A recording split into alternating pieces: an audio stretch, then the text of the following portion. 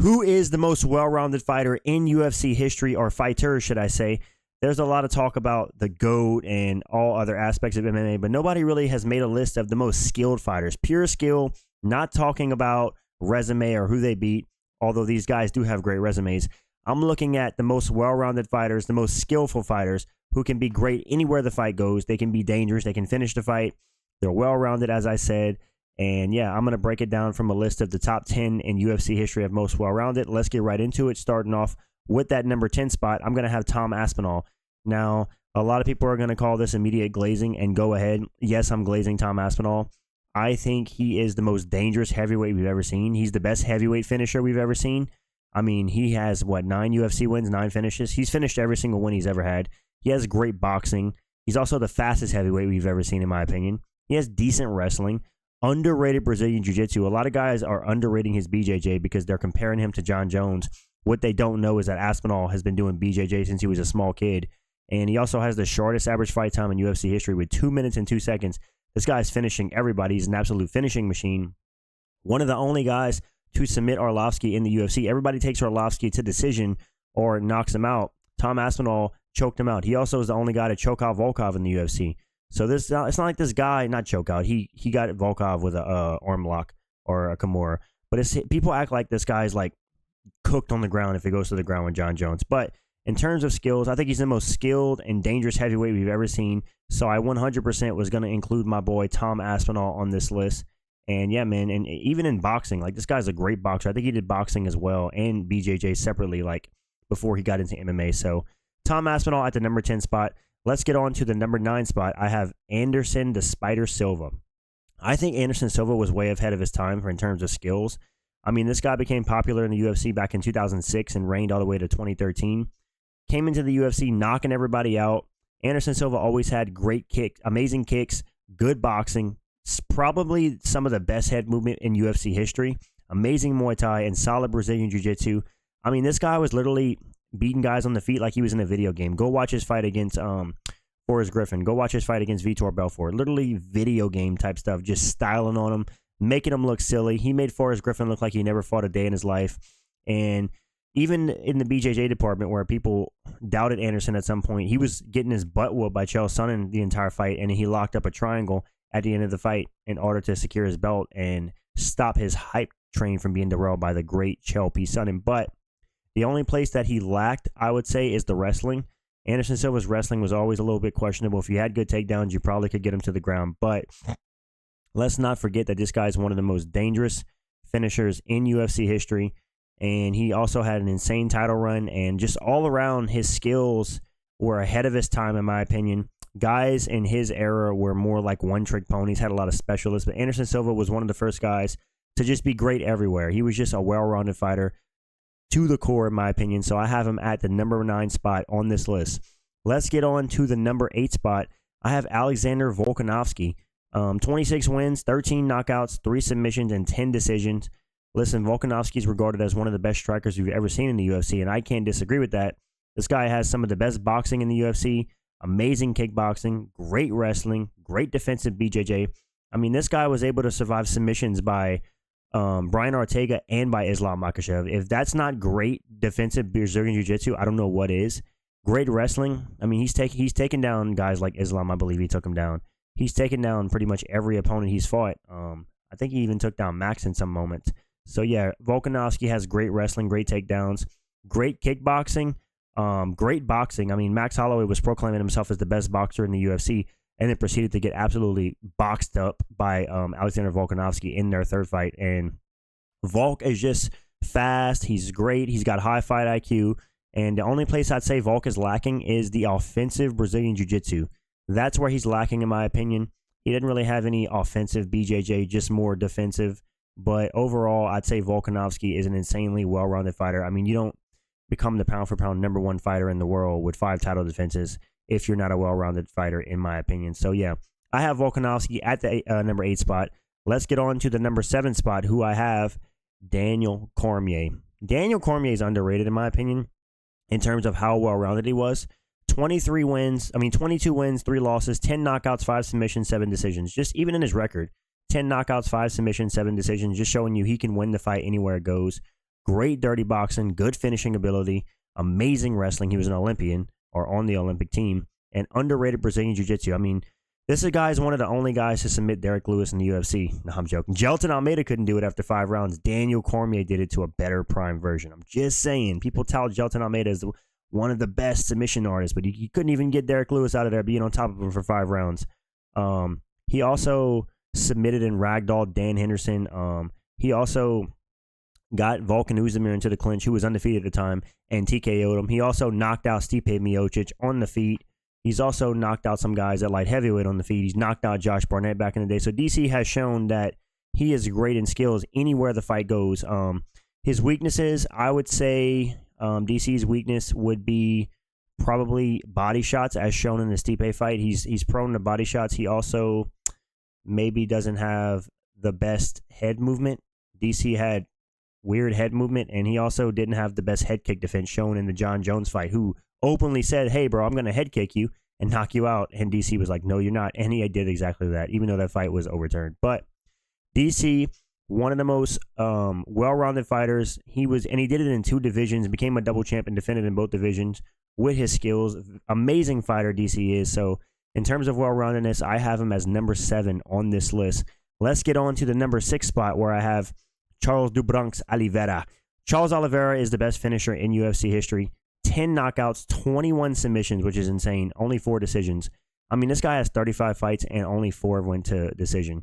Just shows you how great of a finisher he is. So like I said, he's the best finisher in UFC history.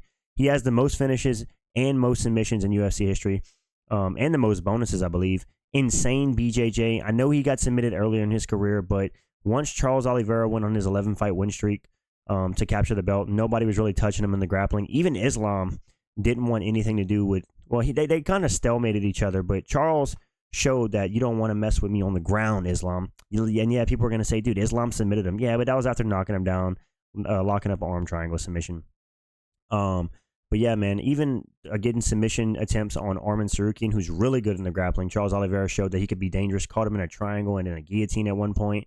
And not to mention, he has some of the best Muay Thai. I mean, this guy's Muay Thai, if you've ever seen Charles Oliveira fight on the feet, super dangerous, extremely just good at using his Muay Thai to knock guys down and then maybe lock up a submission at some point. And he also has insane recovery.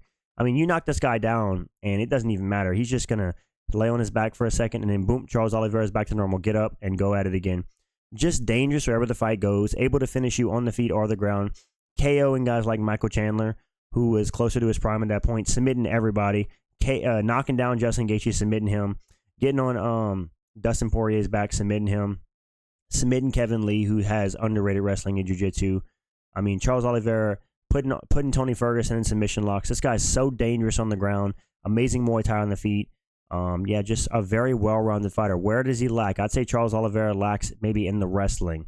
The offensive wrestling to get the fight to the ground is where he struggles. Typically, if Charles Oliveira got it to the ground, it wasn't because he shot in a takedown. He has some decent takedowns, but for the most part, he's knocking you down and he's getting a submission or something to that degree. So I have Charles Oliveira at the number 6 spot for most well-rounded in UFC history. Let's get on to the 5 spot, where I have Ilia Tapia, 16-0, 6 knockouts, 8 submissions, 2 decisions, and the word on the block is this guy is a Dagestani slayer. He has the answer to the Dagestani style. And I guess we're going to see if he fights Islam. But he's hasn't shown his skills enough. I haven't seen his tool bag enough overall to say that he's like above number 5. So I have him at number 5. He has the best boxing probably in UFC history. Insane boxing, which is crazy because he started off as a grappler. Great BJJ. I mean, he has some more submission wins than he does knockouts. People forget, man. Ilia Tapia was originally a grappler, dude. Solid wrestling. I mean, he took down Max Holloway pretty easily. But he also was taken down by Bryce Mitchell, I believe. So his defensive wrestling is probably what's a little bit overrated about him. And he has great power. So if this guy gets you, and amazing leg kicks. People forget, man, Ilia Tapia has very devastating leg kicks. You don't want to take too many of those, or he's going to destroy your lead leg and then use that to knock you out, compromising you. But yeah, man, this guy's one of the most well-rounded modern-day fighters. I would love to see that fight for him versus Islam, just because of, like, that'd be skill for skill, maybe the highest level of skills we've ever seen in the octagon go up against one another. Ilia Tapia, in his fights in the UFC, he's shown he could do it all. He could submit guys. He could knock you out. He could leg kick you. I mean, he got a couple 10-7 rounds, what it seemed like, against Josh Emmett. Just absolutely butchered Josh Emmett. And he has great cardio. So Ilia Tapia is one of the most well-rounded fighters in UFC history, despite having a short UFC career. And I think this guy can go on to become one of the GOATs if he sticks around. So let's see what he can do. But man, is this guy a well-rounded fighter. I am a proud Ilia Tapia glazer, but I still have my number 5. Let's get on to the number 4 spot where I have George St Pierre. Now, this one might be a head-scratcher because people are going to say, dude, you have GSP at number 4. Yes, I do. And the reason I have him at number 4 is because he was beat in his own realm a couple times. Like, maybe Matt Serra got a fluke knockout over him, but he was submitted by Matt Hughes, where GSP is supposed to be proficient. So he was submitted, and he was, submitted, and he was knocked out, and then he arguably lost to Johnny Hendricks, and he got outstruck by Jake Shields. So there has been some times where GSP didn't show his well-roundedness that much, but let's not pretend like this guy isn't well-rounded. Amazing wrestling, considering he never did like any collegiate wrestling or Olympics or anything. He just developed it doing MMA. So the fact that his wrestling is as good as it is crazy. Amazing BJJ. He submitted a lot. Well, not a lot of guys. He threatened submissions a lot. Great karate. High fight IQ. I think the most impressive thing to me about GSP was his wrestling. Just having no like professional wrestling experience to any degree. The fact that he did what he did in the wrestling was super impressive. He also had an amazing jab whenever he was on the feet. He would jab your face off. GSP stick you with that jab. It could be a long night for you, brother. And if you want to see a great example of his wrestling, he took Nick Diaz down in their whole fight and just kind of bullied him in the wrestling, which was great. And he out-wrestled a lot of collegiate wrestlers in his MMA career. And like I said, man, if even on the feet, this guy could bust you up on the feet like he did to Michael Bisping, went up and took his title. I think he like hit Michael Bisping with an elbow, knocked him down, and then submitted him with a rear naked choke. But yeah, GSP, one of the most well-rounded fighters in UFC history. I think most people knew he was going to be on this list. It wasn't a matter of if, it was a matter of where. Obviously, we're going to have him in the top 5. Let's get on to the number 3 spot, which I think is Islam Makhachev. Islam Makhachev, 26 wins in the UFC, 5 knockouts, 12 submissions, 9 decisions. He has amazing cardio. He has amazing boxing, great kickboxing, great wrestling, amazing judo, great submissions. I mean, this guy is literally the full package. He was outboxing one of the best boxers, if not the best boxer in the lightweight division, in Dustin Poirier. He was out kickboxing, arguably the best kickboxer in the UFC at the time, in Alexander Volkanovski in moments. Volk obviously outstruck him in moments too. He submitted the submission king in Charles Oliveira. I mean, he was submitting guys like Thiago Moises coming up. He outgrappled a young guy in Orman Sarukian who was touted for his amazing wrestling. So Islam has shown the ability to beat guys where they're the best at, and he's supposed to have a disadvantage, which to me is the definition of well-rounded. Whenever a guy goes into a fight and people are saying, man, Islam has to watch out for this, and then he goes and beats the guy in that area, to me, that's one of the most impressive things you can do. And yeah, man, I think Islam, as it stands right now, is maybe he's the second most well-rounded fighter in the UFC right now, behind one other guy I'm going to have ahead of him that's still active. So yeah, I think he's going to beat Orman Sarukian this month, and I think he's going to get another title defense, and I think you might even see him go up to welterweight and win that belt too. This guy is as well-rounded as it comes. Yes, bring on the Dagestani glaze. I'm all about it, boys. Let's get on to that number 2 spot where we have Jon Jones. Johnny Jones! Jon Jones, 28-1, 11 knockouts, 7 submissions, 10 decisions. Jon Jones has some of the best kickboxing and best wrestling in the upper weight classes we've ever seen. He has great BJJ, the highest fight IQ probably we've ever seen. I mean, Jon Jones' fight IQ and his ability to just win the fight have always been insane. I've always said that. Just knowing where to bring the fight in his favor. And he kind of does the same thing Islam does, where he goes and beats guys where they're the best at. Like, he went and out-wrestled Daniel Cormier to win a decision over him. He kept it on the feet and struck with Glover Teixeira, who at the time was a knockout artist. He went to war with Gustafsson on the feet, not the best performance. But yeah, man, Jon Jones just showed throughout his career that he can beat guys where they're good at. He can keep it in his favor in the striking for the most part. The only place Jon Jones lacked, I'd say, is the boxing. But outside of boxing, this guy really doesn't have a weakness. I mean, anywhere the fight goes, outside boxing range, Jon Jones is a contender. He's dangerous. He can finish the fight anywhere. He can do well in the fight. He can dominate. I mean, this guy's the full package, guys. This is why 99% of people in MMA call Jon Jones the GOAT. Even though I don't myself, People call him the GOAT.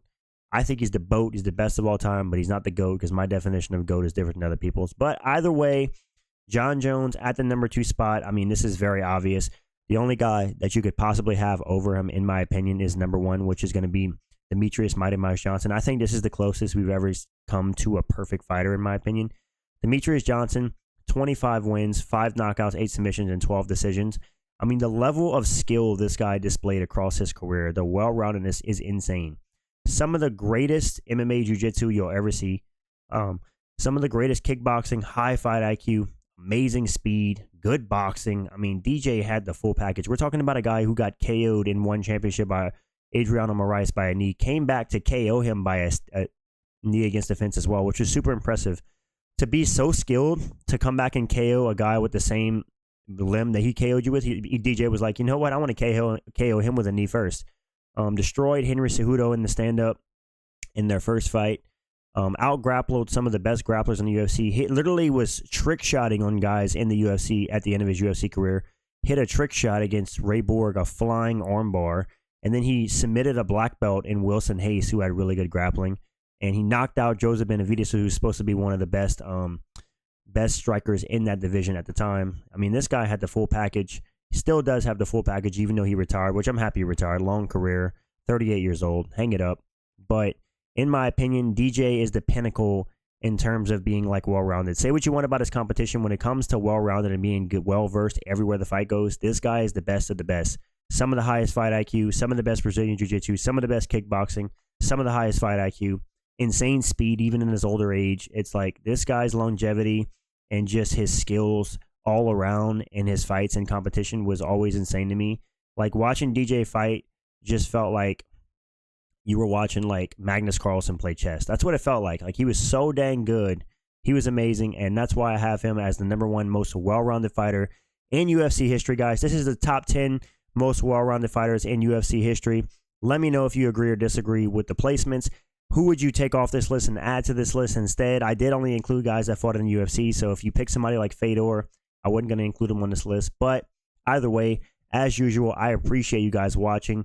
Drop a like on the video if you enjoyed it. Drop a subscription if you're new. I post daily content, so check out my other videos as well. And tune into my streams. I do daily live streams, and I appreciate you guys. I'm out, and peace.